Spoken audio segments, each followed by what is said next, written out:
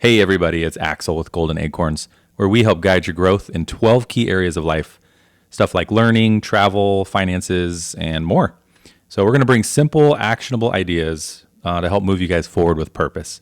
So let's plant some seeds of potential and grow a life you love. Please share and enjoy. Hey, What's up? so last time we talked about like debt and dividing up our money, kind of our way that we budget. Our boring backstory. Yeah. So we kind of want to like segue from that into like talking about liabilities versus assets. Yeah, I feel like that's a strong one because there's a lot of misconceptions about. I mean, we're taught things, well, we were anyway, about what liabilities are versus assets. And then as we've grown, I feel like those have definitely changed. Yeah. You know, just different ways to look at things. Yeah. I mean, I think my first vision of it changing was from Rich Dad Poor Dad. Yeah, 100%. Robert Kiyosaki talks about how to make a liability turn into an asset. And that's exactly buying liabilities with assets. Yes.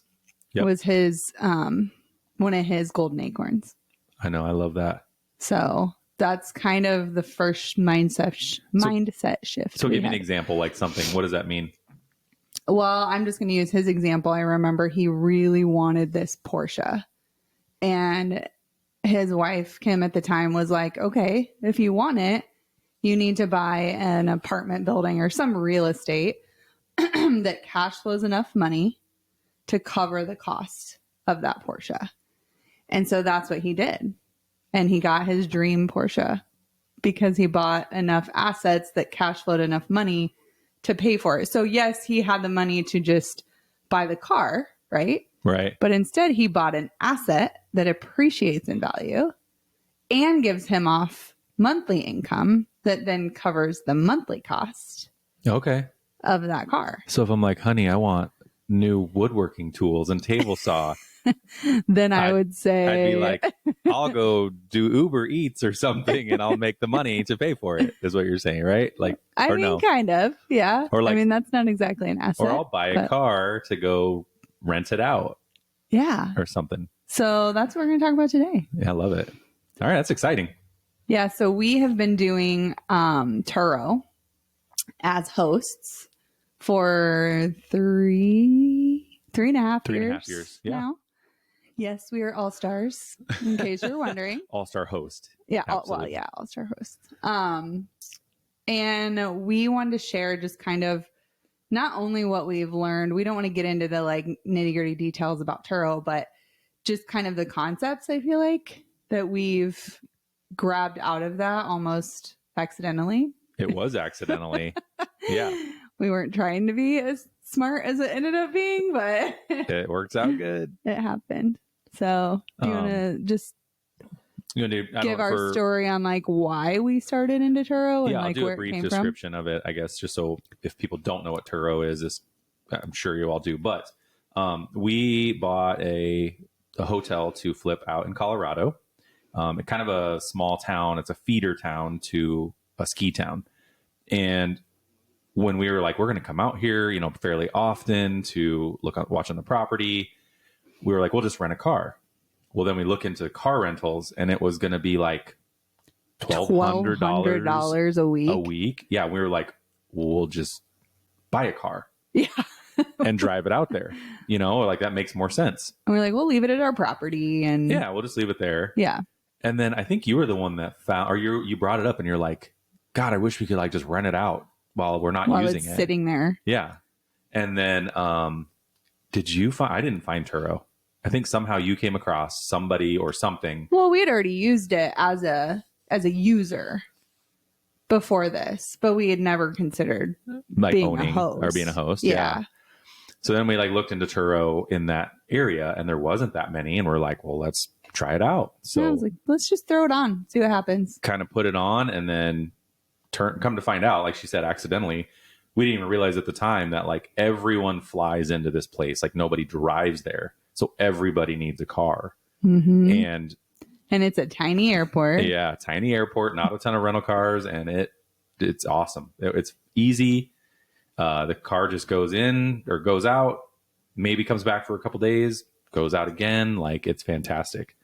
And it's good quality renters, you know, so. Because they're coming in to go on a ski vacation. Yeah. And then when we know we're going to go out there, we can just block it off to be like, I'm going to go out there this day, this time frame, block it off so we can use our own car. Now, would you say that this is like a huge income producing activity that we have? I mean, if I had like 10 more cars, probably, but with one car right now out there, no, but it's huge peace of mind to know that I have this liability, quote, liability that we've turned into an asset, and it more than pays for itself. Gives us a little cash flow. It's fantastic. Yeah. But what about you? Do you feel like you have peace of mind with it? Or I know your personality, you're probably like, you do want 10 more. I think when we dug into, well, the first year was just kind of like a pleasant surprise, right? We're like, holy shit, we made this much money on one car, you know? So just to give you guys some context, our season out there, which is really the only time it rents, is for what, 4 months, maybe 5? Yeah. So in 4 to 5 months, the car grosses almost half of what we paid for it.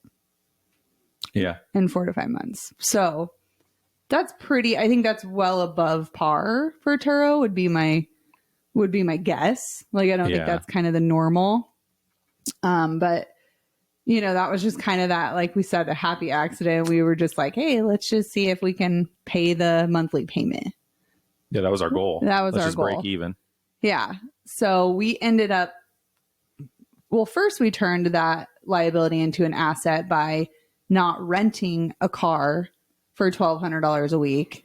And just losing money for nothing. I mean, yeah. So we're like, well, if the apartment complex is going to pay for us to come out there and rent a $1,200 a month car, then a $1,200 a week car, then they can pay the loan payment, or like pay us our rental fee. We'll pay our loan payment, but they'll pay us a direct rental fee for $500 a week. Right. So we're saving our business money, and we're turning that liability, which is a car payment, and everyone has them, into an asset.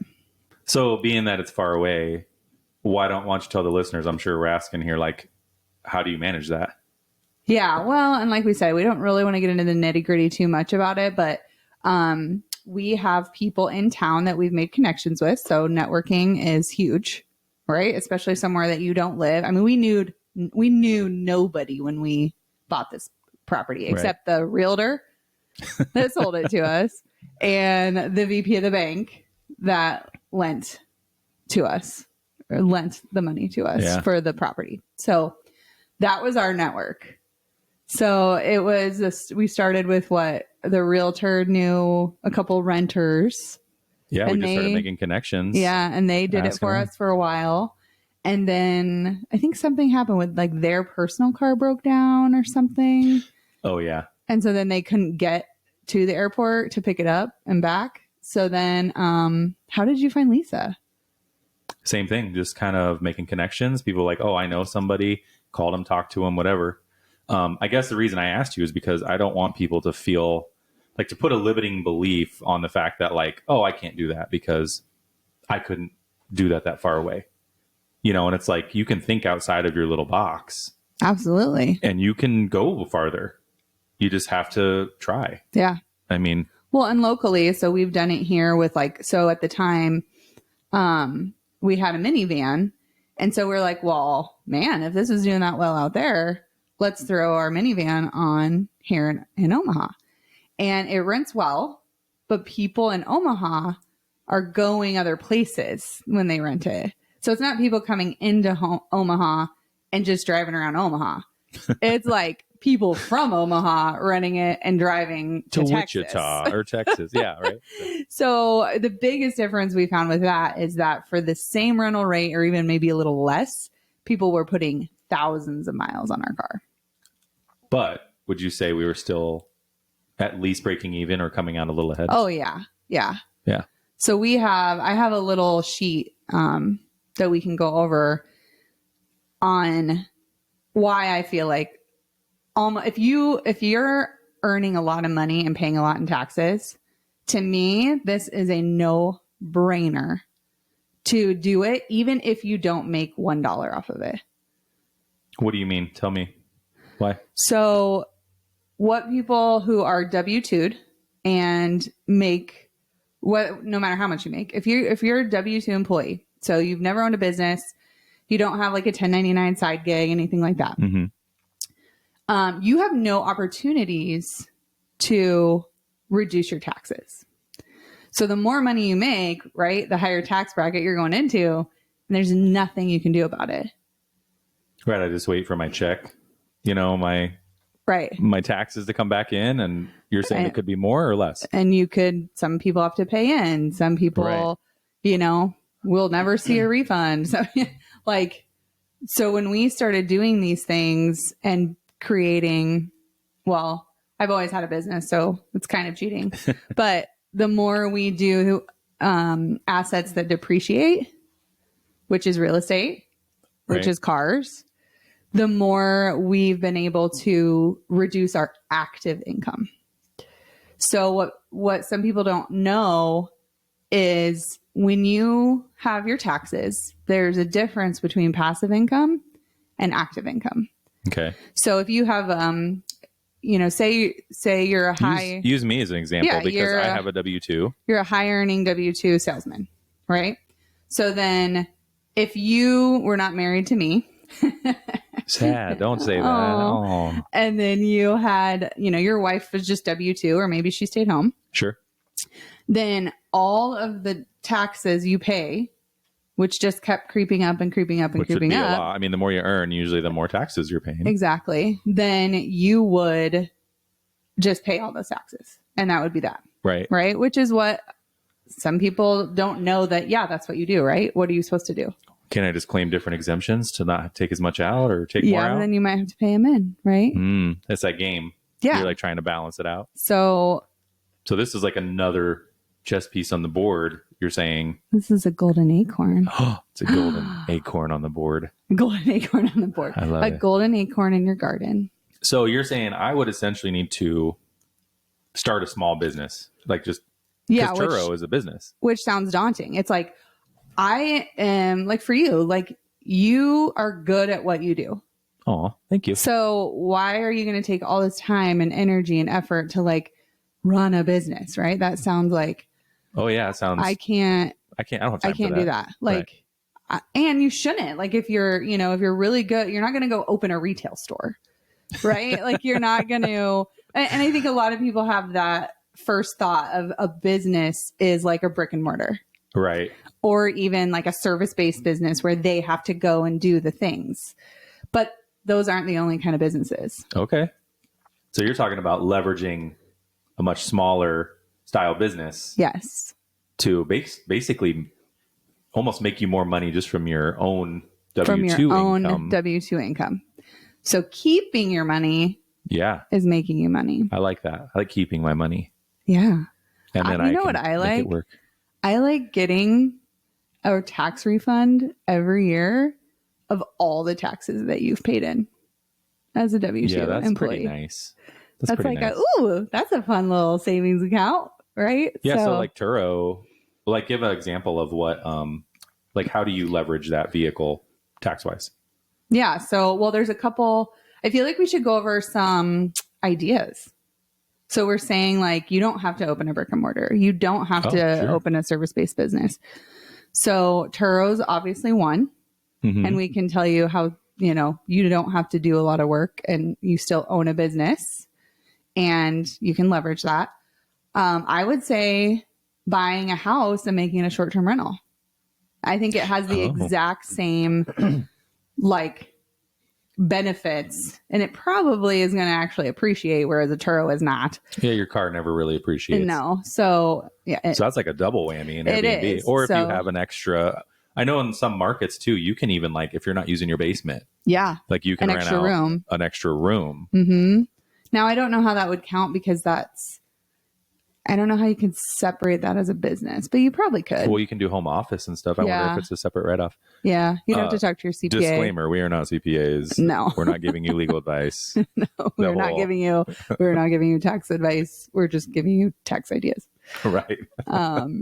Yeah. So like those, honestly, even Airbnb is probably more beneficial because you have an appreciating asset that depreciates on your taxes. Crazy. So, and then filling it. I remember when we did our first one too. I mean, we put about 20,000 furnishings in it too. I mean, with repairing the house and the furnishings combined. So all that helps you as well. Because that's, if you separate everything, right? So it's an LLC, you have its own bank account, you do the profit first division like we talked about. Oh, so don't just buy the house in my name as a second house? Nope. Is what you're saying? Nope.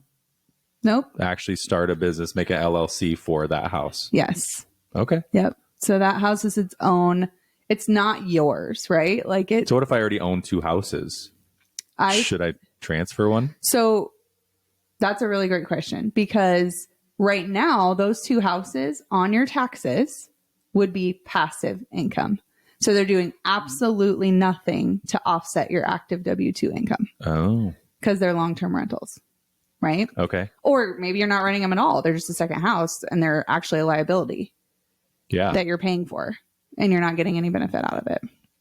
So turning one of those homes from a long-term rental into an Airbnb, maybe it doesn't make you any more money. Maybe it makes you less money than a long-term rental, which I find that good. I find that hard to believe.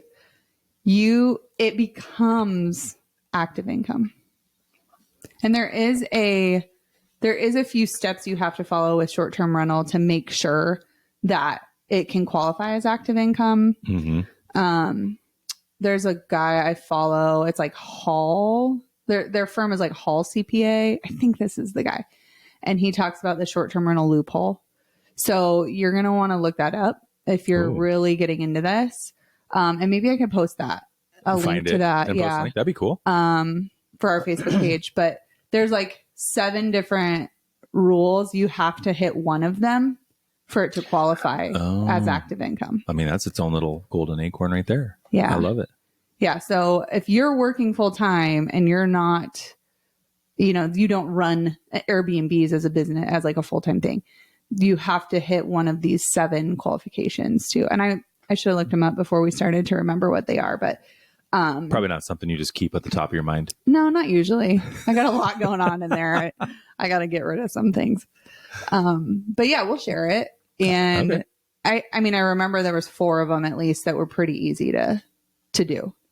It wasn't like anything. I mean, I think one of them is manage it yourself. Oh, okay. And again, like that, which would just be what? Just managing the bookings? Yeah. That doesn't mean cleaning it yourself? No, we're managing the cleaners. Oh. Right. I mean, I know from experience that's not that hard. Now, if we had a whole bunch of them, I could see how that'd be a lot of work. Yeah. 1 or 2, though, it's not a bad deal. No, I mean, you have your moments of like, the cleaner didn't do a good job, or like if you're hiring your own, so we hire a cleaning company. So if the girl that they had come over is sick, they have to get someone to go replace her. I mean, you have the same problems you would have in your own house. Oh, it's 10 degrees outside. My furnace stopped working. Like, it's the same stuff we've been through, right? It's nothing new. Yeah. Really. So. Yeah. I mean, you'll have those like calls that you're like, oh my God, what do we do? Oh, the furnace stopped working, and then you call a repair company to come out and you pay the emergency price and things like that. So I would take my money. I'm just getting back on a track here. So I would take my money if I'm buying another house. I'm not, say it's $100,000 house. I'm not spending $100,000. I'm just spending like whatever the 20% I need to put down is, or whatever. You're still leveraging a mortgage. Okay. Yep. Good. So then as I have an investment property, my monthly fee, or my mortgage and insurance and all that. Mm-hmm. And then I'm Airbnb-ing it out. Mm-hmm. And then this is I'm going to make income hopefully, or at least break even. Yep. Minimum. Yep. And then when it comes tax time, I'm going to use that house because it's an active business. Yeah. And anything I've paid on my W-2 for taxes, I can potentially get that back? Yeah. So what happens is if you have a depreciating asset in your business, so you have this other business where you're tracking, you have its own accounts and you're tracking income and expenses. So you do have to keep the books. So that's one thing. Obviously, if you own a business, you have to keep the books. Now, does that mean you have to do it yourself? No, you can hire a bookkeeper to do it. So you have to keep the books. You have to keep all the money separate. Like you cannot, Not buy one bank account, huh? no, and don't spend your own money on that house. Spend the house's money on that house. Okay. So you want to keep the money in that bank account. And if you want to do draws to pay yourself for, the management of it or whatever, you can do that. It's not to say that you can't take any of that money. So your business is even possibly paying you. Your own business is paying you too. Right. Cool. But if you have, so all that's tracked, you have your book. So for tax time, your CPA will do your depreciation on that home. Now, especially if it's an Airbnb and you have all the furnishings. Yeah. If you had to buy appliances, if you had to buy, anything you had to buy to like get that house in order is depreciable. Now, if you've spent between, I don't know if it's just the house or the house and everything in it. I think if you've spent between $200,000 and $500,000, it might be worth, and I don't mean cash, I mean valuation, right? So if the house was 500,000 and then you put 20 grand in furnishings, it might be worth doing a cost segregation study on that property as well, which is just a accelerated depreciation strategy. That's a little higher level. Cost segs are all in a whole separate. Yeah. But you would talk to your CPA about it. Should I just depreciate this asset and then you can typically write off, especially like furnishings, things that are only going to last basically a year. Sure. Are things that you can completely write off. Sometimes you can do special bonus depreciation. There's all these like ways to depreciate, which like I'm not going to get into all that because it's boring and that's your CPA's job. Right. So, and if your CPA doesn't know that stuff, maybe you should look for another CPA. Yeah. If you're going to get into these tactics, you definitely want someone that knows real estate. Yeah. And how to leverage this stuff. Okay. So what happens if like, whatever, say I $20,000 in taxes or something like that, but like my depreciation or whatever is like $50,000. Like what happens to that money? So, sorry. If you follow the rules to make your short-term rental or your Turo's easier because you don't have to like meet this special qualification. Right. It just is what it is. It just is a business. But basically you have this active income now. And maybe on paper in your books, maybe, like I said, it broke even or didn't even make you any money and you like lost money. And then when you do depreciation, what happens is on paper. So this is where it gets trickier for people and what's harder to understand is your business lost, like you said, maybe it lost $50,000. It didn't lose $50,000 in cash. It lost $50,000 because of depreciation. Right. And it's a passive paper loss, meaning it's what the government wants to see on your tax return as a depreciable loss. Okay. So you're not really losing $50,000 cash. There is a difference. So if this is now an active business and you've lost $50,000 on this active business on paper. Sounds painful. Maybe you only lost $5,000. Let's say that. Okay. Maybe you made money. Like maybe you got 10 grand in your bank account from this little tiny business, but you lost $50,000 on paper. Right. Right. And your active income, your tax return is your tax burden from your W-2. Let's say it's $20,000. Yeah. Maybe it's $30,000. If it's up to $50,000, that $50,000 loss just offset that $50,000 in taxes. Okay. So you know what happens? Is it wiped? You get all that money back Yeah. from the government I like it. on your tax return. That feels good. Boom. That feels good. Right? Yeah. Who doesn't want to get all that money back? I mean, this is how the rich people leverage things, right? When like everyone's like, rich people don't pay taxes. Right. I mean, they're just playing the game Right. and they're using all of their options available. Absolutely. Right. So, I mean, does that feel like you're scamming people by getting your taxes back? Like you did the work to build a business, you Right. ran a business, you bought assets, and it created this value for you to get your taxes back. So that's the game. Like that's how you play it, and that's how you get this giant check. And it's a legal game. It's 100%. It's literally set up by the government. Yeah. And the reason it is, especially real estate, is because they want you to, they incentivize things that they want to spur the economy. Right. So they want businesses, right? They want businesses and they want real estate because it spurs the economy, it keeps it healthy. Yeah.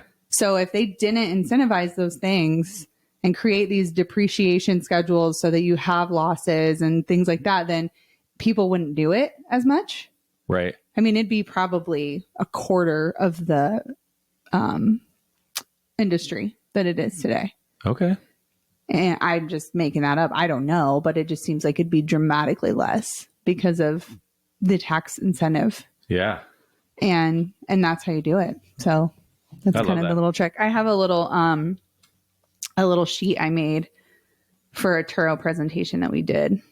And so I just kind of wanted to give you guys more of a real life example here of what you could expect. Okay. So let's pretend you bought a vehicle to rent out on Turo. Okay. What did I buy? Any vehicle? What did you buy? It's $23,000. So what'd you buy? Oh, I bought a Subaru Outback. Okay. You bought a little Subaru Outback. I put $22,917, right? That's what you paid on it. Your monthly payment would be with nothing down. So free money, right? Like you're getting, because you can go get a car for nothing down. I mean, you can't really get a house for nothing down. But. Yeah. I mean, depending on what state you live in, like here in Nebraska, we have to pay tax, title, and license out of pocket. But like in Iowa, you can finance that. Oh, right. So kind of depends on where you're at, how much out of pocket you might have. But your monthly insurance, or so your monthly payment is $445.72. Your monthly insurance is $123.04. And then, so this is if you just bought this car for you. Sure. Right. So you drive it right now. We're looking at maybe $80 a month in gas because it's Subaru, right? It gets pretty good gas mileage. It does. We'll say annual repairs and maintenance, tires, oil changes, just your general $1,400. So $116 because you bought a nicer car, so it doesn't break down all the time. Maintenance, right? And then your tax. How much would your tax deduction be on that car if it's just your personal car? Oh, that's easy to calculate. $0. $0. Yes. How much money do you make a month on it? $0. $0. So your annual loss or cost, whichever way you want to look at it, is over $9,000. Because I can't write anything off on that vehicle on my own taxes if I'm just a W-2. Nope. Okay. Nope. Not unless your W-2 lets you use your car for work and they pay, like there's a whole thing. A little bit there. Okay. But even then, that's going to be minimal. Yeah. I think it's like the mileage deduction or something like that, right?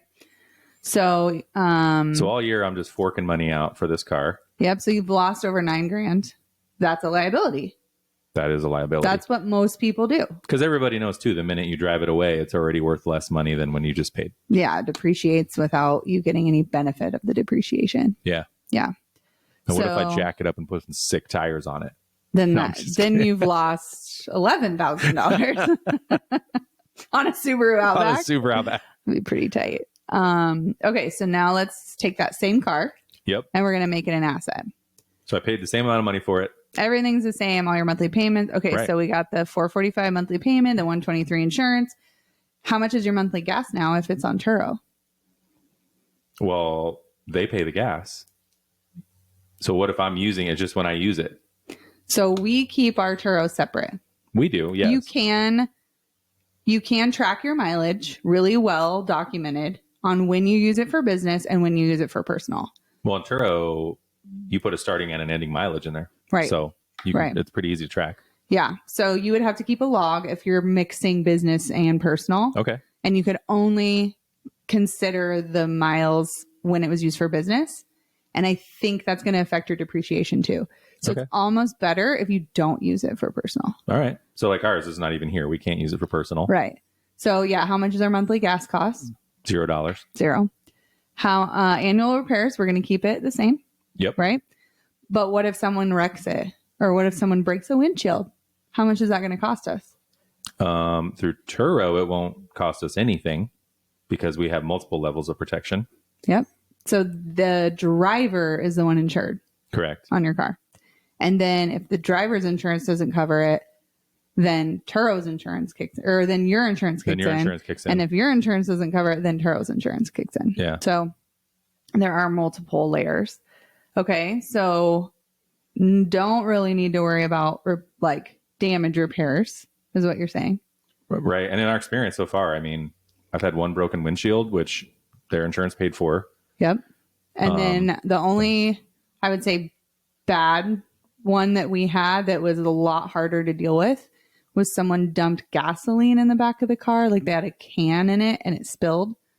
And gas is really hard to get out of a car. Yeah. Just FYI. Like we had to cancel bookings and we had to, I think it took 3 weeks for it to dissipate.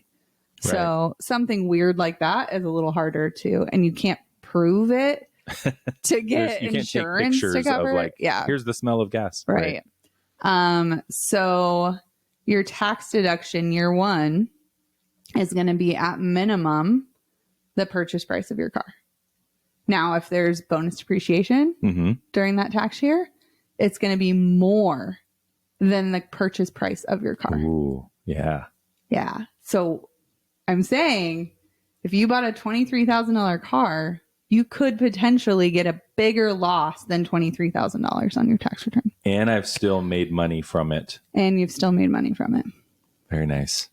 So what about, okay, just my brain's saying, what about the next year if I've already used it?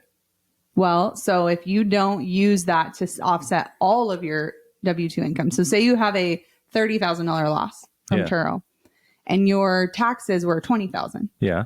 You would still have a $10,000 what's called loss carry forward. So then the next year you would get to offset $10,000 of your active income with that same car. So you could go 2 years and still have deductions. Very nice. So what we're planning on doing is we're going to buy another car. Just trade it in. Mm-hmm. I mean, you could trade it in. You could add to your fleet if it was easy enough and you just want to do that. So let's say you make, on this one, I did $1,250 a month on this car. Okay. So that'd be easy math. Let's say you rented it out for $125 a day for 10 days, right? So a third of the month, it's pretty realistic out of your driveway. Yep. And then the cost to have an LLC, because there is a cost burden to owning a business. You got to expect at least $750. That would be setting up your LLC and a tax return. It might be more than that, depending on your CPA and how much they cost. Sure. You might have bookkeeping fees. Kind of as much as you want to pay for, right? Like you can do your own stuff. The more you want to pay for, the more. And so here's another thing with expenses with Turo. So we have to drive the car to the airport sometimes, right? But we have a delivery fee built in that covers our cost to Uber back home. Right. So if we have to deliver it and it's, we know an Uber costs between $30 and $40 for us to get from the airport to our house. So our delivery fee is $50 so that way, if we have to take it there and drop it off, we Uber home. But you could pay someone to take it if that's something that you don't want to do. And you just build that into your delivery fee. Which we do. Yeah. Yeah. So once again, it's a hands-off business. All right. So we're doing all that stuff. Yep. So then what you're at, if you did the $1,250 a month, your annual cash gain from that business having to pay all your expenses, just the ones I listed, obviously not your little business expenses, but just your, is going to be about $6,000 in your bank. right? Extra $6,000 a year. So I had It's this not moving the car needle. that was sitting in my driveway. I was driving to work every day. 0 write-offs with it, basically. Mm-hmm. But if it was a Turo, I just made $6,000 Mm-hmm. Yep. and I get to write off Yep. a bunch of the depreciation Yes. or offset my Yeah. taxes with that. Yep. Dang. Yeah. That's a big juxtaposition. I mean, if it's something that could gain you, like even $10,000 a year in reduced taxes, meaning maybe you get that back on your return. What is that worth to you to change in your life the way you're doing it now? Right. To make that happen. If that doesn't seem worth it, if you're like, I'm not going to I don't want to like do all these extra little steps and figure all this out, then it's just not a good match for you. But if you're like, this is sweet, it feels like a little life hack, right? Well, I mean, that could be a vacation fund. That could be a debt fund where you're paying off debt. I mean, that's amazing. You can do a lot with that. Yeah. Like I'll give you a good example. Our best friend, he is a firefighter. They have a minivan because they have 4 children. And so he doesn't work, 5 days a week. 2 on, 3 off or whatever it is. Yeah. Yeah. I mean, I think he works 3 shifts a week. 2, something like that. So the other 4 shifts a week, he's at home. So he could take that minivan and technically he could maybe even have his wife drop him off at work, right? And pick him up. Right. And then they just 100% of the time they could use the minivan, except when obviously the kids have stuff going on and they need to haul them around. But they could put that on for days that they know they don't need it. Yeah. And rent it out and offset his fireman income. Well, it's funny. I was listening to his taxes, but yeah. I was listening to a podcast a while back and they were talking about Turo. And there was like a 18-year-old kid that like had all these Turos that he'd never even seen them. Like he bought them like in Florida and had like a family member that would like drop them off for him. He never even saw the cars. Wow. He bought them offline. He had like 3 or 4 of them and had like this Turo business that he was running. And he's like, I'd never even sat in one of my own cars. That's cool. I was like, that's amazing. Yeah. Like you could do that. Yeah. And as an 18-year-old, you probably don't have a huge tax burden that you're worried about offsetting. But but it's a good way for someone to earn a little extra income too that doesn't have a lot of money. So maybe you have a teenager that, and I think in, I don't know if you can do it under 18 for Turo. I don't know. You probably have to be 18, I would guess. Yeah, maybe. But maybe you have a teenager that can do the dropping off and picking up of the car and takes it and cleans it out for you if you want it extra clean. And that's a good thing to mention too. Like, how do we clean the car? So we have a car wash membership in the town that people usually rent it in. And we just pay that. It's like $30 a month. And that's part of our rules is before you return the car, you have to take it to the car wash, vacuum it out, wipe it down, and it's free because we just include it. Yep. So that that $30 guarantees me that every time my car comes back, beautiful. Yeah. And it's a ski town, so it gets muddy. Just the floor. Yeah. Just the rug mats get dirty, but people know that when they show up, they're like, yeah, my boots are already dirty. So yeah. So we also added kind of those Tyvek replacement, like throwaway car mat protectors that dealerships have. We added those into the back trunk of the car, and we asked people to like replace them and put them down when they get there so that the new people have clean ones. So they take out their dirty ones that they got dirty and then they put the clean ones in. But we can tell if somebody has questions about Turo, you guys can reach out to us. I would have a conversation. I know you would. Yeah. Yeah. Well, we actually have a little webinar we made. So we should post that. I forget about some of these things. Yeah. Man. Yeah. I mean, yes, we'll answer questions, but I would say watch the webinar first because it's very in depth.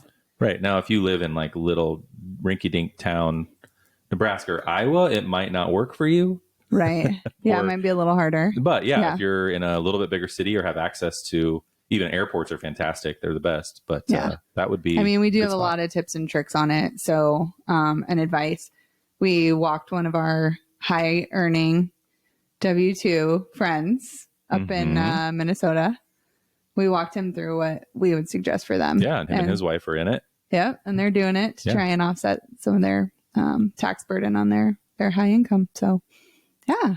So we wanted to share that golden nugget with you guys because, I mean, that's what it's about. Like, we could have just made you $30,000 a year from this one episode. Right. So I hope we did. Yeah, me too. And then you can invest that $30,000 with us. Yeah. Oh, there's a shameless plug. I love it. Shameless plug. No, but that is what our goal is, right? Is not that you invest with us. I mean, yes, but the goal of sharing this information and the steps that we've taken and the secrets we've learned. I mean, it's funny because now that we know them, they don't feel like secrets. It just seems so obvious. They just seem like I don't know why everyone doesn't do one of them. Yeah. Or something. Yeah. Yeah. But it's to get you the opportunity. Like, you are barely doing anything different and you're making whatever your tax return is, right? Like, or sorry, your tax burden. So you just got a tax return, let's say of $20,000 that you never had. Like, you just gave that to the government and now you get it back.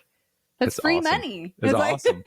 It's like secret free money. I mean, it's your money that you were giving to the government and now you get it back. Mm-hmm. And so now you can take that money and don't spend that money because you didn't count on it anyways. But what if I buy another Turo car and invest that money? Well, God, with $20,000, you could buy 20 Turo cars if you wanted to. Yeah. But yeah, so, or you could buy an Airbnb. Right. Or invest in something passive everyone's got to find their limit of what they can handle and what they want. Right. One Turo might be enough for some people. Other people might want a Turo and an Airbnb and rental houses and all that stuff. Yeah. So, and you just have to know the difference between passive income and active income. Because if you have an active business, that's active income. And you're working your W-2, that's active income. So those two can cancel each other out. But if you buy rental houses and you have a job, that passive income or passive losses, it can only offset the rental income you collect from that house. So if you make $1,000 a month in rent, so $12,000 a year gross, and then you take out all your expenses, and let's say you lost money on that house. Yeah. Let's say you lost $5,000 a year just on, let's say you made money. Let's say you made $5,000 a year on that rental house. So I made $5,000 of active income or passive income. Yeah. Yeah. You can only offset that with that house's depreciation as passive losses. So it won't touch your active income. You won't get any of your active taxes back from a long-term rental. And I know long-term rentals are a pain in the butt. Yeah. They're a lot harder than a Turo. I'll tell you that. Yeah, they are. I agree. I'll tell you that. So, I would have 10 Turos, but before I bought another single family rental. This is just coming from, we've had single family rentals. It's our own experience. Everyone has different ones, but no, just kidding. Yeah. All right. Yeah. I mean, we know a lot of people with single family rentals and there's nothing wrong with that, but there's just different strategies of like, do you want it to offset passive income or do you want it to offset active? Right. So it's strategy. It is. The strategy and then learning how to leverage things, I think, is something we've learned well. Like, I feel like that's, you're leveraging your tax incentives, all that stuff. Yeah. So step one, make sure your credit's really good. You can't leverage anything if you have poor credit. Yeah, that's going to be I mean, you can, but like our payment on our mortgage and on our cars is so much lower. That is true. Because of our credit scores, right? So that would be step one. I would say if you really want to be able to leverage well, you want to have a good credit score. And that's something that Dave Ramsey would not tell you. He's like, oh, your credit doesn't matter. And use cash. Yeah, just you pay everything for cash. And it's like, no, it's a game. You have to play the game and get your credit score as high as possible. And whether you like it or not, banks look at that and they judge your character on your credit score. Absolutely, they do. They say they don't, but it's 100% they do. Yep. So make sure it's good. Don't. Yeah, that's a good that just tip I think everyone needs to know too. Your I credit mean, score it's is kind of powerful. obvious, but that's why it's powerful. I mean, everyone knows they want a high credit score, but why do you want a high credit score? And it's then leveraging, you know, if you're going to get a 9% interest loan on a car versus a 4, just based on your credit, right? Like your monthly payment just changed dramatically. Yeah, that's a good call. Which means, you know, you can actually maybe make some money on that car if your credit score is higher. Yeah. That's the difference between having a good credit score and not. Can you still do it? Absolutely. You're just not going to make as much money. The juice isn't there, you know? You just don't got that power. And that's where, you know, if you can manage to, if you have the income to do the Airbnb first, that's another part of this. Just like your credit score, that's going to increase your net worth as well. Oh, yeah. Absolutely. So, I mean, that's another thing people don't even like think about, especially when you're making a ton of money and you're just spending it. Like you're not building your net worth at all, which means you'll never be able to buy an apartment complex when you have no net worth. Right. So if you buy one single little house, right, that instead of a new Porsche, you buy that house. Yeah. And you Airbnb it out and you follow the rules to make it active income and you get all the down payment you paid on it. You could get half that down payment back in taxes, you know, depending on the price of the home. That's crazy. Now, I know in California that's not realistic because a 20% down is going to be on like $1 million house. Like I mean, it's a little different. We're talking Nebraska prices here, right? Which is a little easier to do. But you know, the other thing I try to keep in mind too is I always feel like I don't know if this is just from growing up being this way, but I always feel like my W-2 is temporary. Like I could be fired at any time, or a company could restructure. My company could sell. Oh, your position's gone. Like, so to have these other things that are making income still, or like to know could help carry me through. It does give a little peace. Oh, it gives me a huge peace. Yeah, because nothing's permanent. You never know. Everything's temporary, right? Yeah. So like that's another thing. Like if you only have a W-2 and you're canned, what do you do? I mean, my perspective on that is similar from growing up, but my dad was never a W-2 employee. He was a contractor, but it was the same thing. It was feast or famine. Like if he lost, you know, if the weather was really bad or the economy was really slow, like I know when I was really little, there was like a drought of construction for quite some years that people were not building. And so for a framer, it was really hard to get work. So same thing. I mean, and what he did wrong, I love you, Dad, was he got money. He started getting work again. He'd get these huge chunks of money and he would just spend it on stuff. Right. He'd buy a brand new beefed up truck or, you know, and never built a net worth. Never bought anything to help create that passive income. Yeah. Which our parents are young. They had no guidance whatsoever. They had children when they were children. I mean, it was just, they're survivors. They're survivors and they did everything they could to just be proud of what they accomplished. Absolutely. And so we're taking what they accomplished, you know, which was like kind of lifting their family up enough. And then now Axel and I were the first two in our family to go to college. So to finish college and get through it. And I feel like the good thing is we got their work ethic. Absolutely. We had to break the scarcity mindset, which I feel like we just did like 5 years ago. Took a while because I was ingrained deep in there, but that's like genetic, like ancestral ingrained in our family. I said they were survivors. There's a little bit of scarcity with survival. So but I think we're breaking it and we're trying to get our kids, you know, broken even from that. And it was so cute last night. So our son's 15 and we were talking about another one of our businesses. And I just was like, I just feel like there's a big opportunity loss. And he perks up. I know, it was so funny. And he's like, opportunity loss? We were talking about that in economics today. And so we're like, yeah, what does it mean? And then they gave him like the stupidest example. Yeah. What was it? You remember? It was something about you could read a book or go to a movie. Yeah. Oh, watching TV or reading a book. Yeah. I'm like, not really. That's not. That's.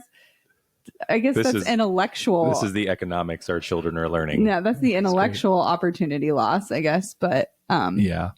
So then we explained it to him. He was like, "Yeah, we talked about scarcity too," and he's like, "But I already knew what that was." Oh, It yeah. was pretty cool because we've had some podcasts with the kids to teach them some of these things. So they get it. They're smart. Yeah. They Well, do. I mean, we're a little biased. I think any kid could get it. Kids in general are smart. They're the most malleable. But parents have to know it to teach it. Yeah, that's true. So that's the challenge. So we're teaching you guys. If you don't already know, I don't think you'd follow us if you knew all of this already. Maybe you would, because we're just so riveting. Well, sometimes like even, you listen to the same type of podcast or same type of audiobook. It's just that repetition sometimes is what you need to like take the next step. Or you might know it like, I know I should do that. It just takes that one time to hear something and be like, I'm doing it now. Like you're ready. Yeah. So if this is that time, hit us up. We'll walk you through whatever, we'll help. Yeah. That's what we want to be. We want to be your guide. We want to help you just change your life and get some comfort and peace. And then you do the same. You spread it. That's my goal. Yeah. Teach your kids. We need to teach these next generations how to do all this so that they're smart and they're at peace and they don't think that YouTube influencing is how they're going to become wealthy. That's not their exit plan. And if it is, like, they don't just blow that money. Exactly. Right? So maybe your kid is a mega influencer, but like you can teach them to buy short-term rentals or use that. Not long-term rentals, but short-term rentals in order to have offset their active income that they're making, because they have nothing to offset it. Right. Well, I guess if they're an influencer, that's a business itself. But they have no depreciation as a digital creator. So that's the benefit of what we're teaching you. Yeah. So just tangible versus intangible. Yeah. So the golden acorn today is understanding the turning assets into liabilities into assets. Don't turn an asset into a liability. That's bad. Don't do that. And then just a couple ways to do it, right? Yeah. Yeah. In a nutshell, in an acorn shell. Wah. Well, what else you got? Any profound thoughts to leave our audience with? Not today. I'm a little depleted on nutrition. And Andrea's been doing a cleanse and also doing a lot of books. Yeah. So mentally and physically, she's a little roasted. My brain calories are completely missing. She completely forgot the other day I left and I said goodbye. I gave her a kiss. I went through this whole thing. And then she calls me like 5 minutes after I leave. And she's like, where are you? And I was like, I left. And she's like, you didn't even kiss me. And I was like, literally, I walked her through what I did.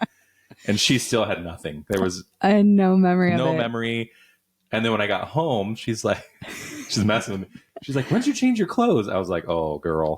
I was like, no, I really didn't know that either. Oh. No, I wasn't messing with you. Oh my God. It was because I was so locked in to QuickBooks and I'm running off of soup and baby food basically for the last 9 days. So yeah, but I'll get back into a full brain function next week, hopefully, when I get to eat something other than soup. Oh, that's so funny. Yeah, but it's been good. I felt definitely healthier. So good. I'd love fantastic. Thanks, babe. I'd love to share that with everyone, just kind of the process and my experience, and because we're pretty strong health proponents as well. So that'll be in for another day. Another day. Well, thank you for listening, everybody. Have an awesome day, night, weekend, whatever, whenever you're listening. Hit us up on Facebook, and we'll start getting you some info on Turo and short-term rental loopholes. Awesome. Yeah. Bye. Thanks. Thank you for joining Golden Acorns. Remember, the small steps you take today can lead to big growth tomorrow. Keep planting those seeds of potential and watch your life flourish in ways that truly do matter. If you found this episode helpful, share it with someone who could use a little inspiration. Don't forget to subscribe so you never miss a chance to grow with us. Thanks.